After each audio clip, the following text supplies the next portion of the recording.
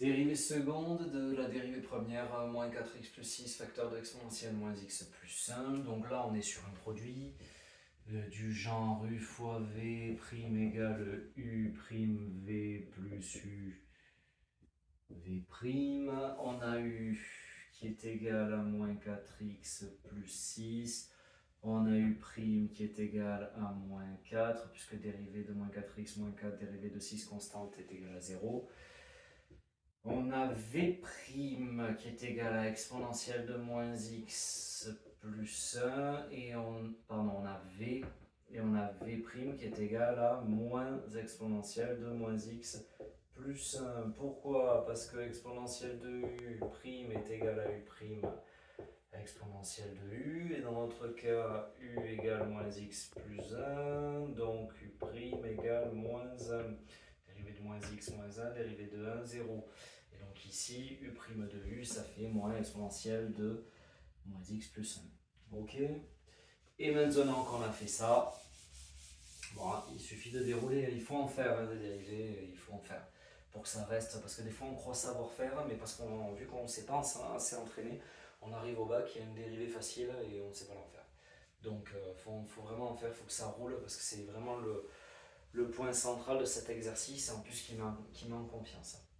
Donc ici, on va calculer f'' de x, ce qui va nous donner u'v, donc moins 4 fois exponentielle de moins x plus 1, plus uv', donc plus moins 4x plus 6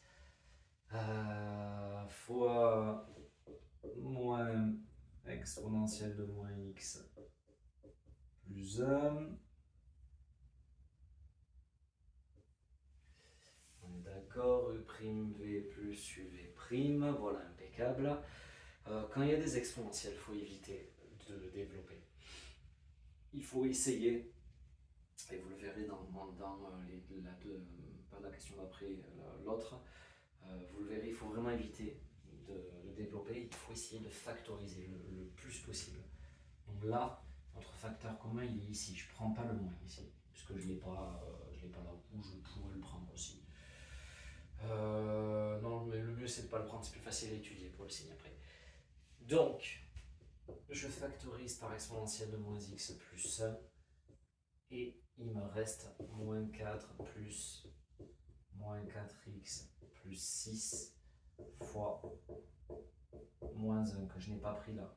Donc je prends l'exponentielle de moins x plus 1, l'exponentielle de moins x plus 1, je le mets en facteur, et ensuite je réécris entre les parenthèses tout ce qui reste que je n'ai pas souligné. Et donc par la suite, là maintenant, j'ai cette multiplication à développer, et après j'enlève les parenthèses et j'additionne. Par contre, je laisse cela de parenthèse. E de moins x plus 1, moins 4, donc plus 4x moins 6, ce moins 1 va se développer comme ça, et ça va nous donner exponentielle de moins x plus 1, moins 4 plus 4x moins 6. On a, j'ai oublié de faire ça, on n'a rien là devant ces parenthèses, on n'a qu'un plus, donc un plus 1.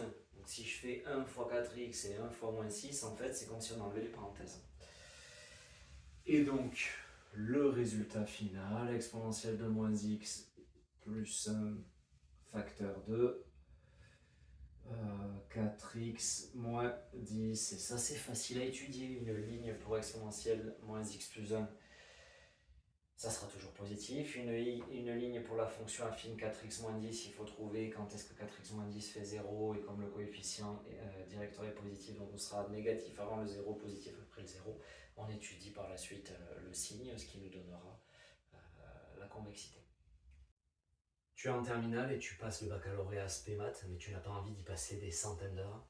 Ton problème, ce n'est pas le niveau, c'est que tu révises trop de choses inutiles. Avec mon expérience de prof de maths, j'ai fait le tri pour toi. 8 à 15 questions type par chapitre sélectionnées parmi des sujets qui sont réellement tombés au baccalauréat.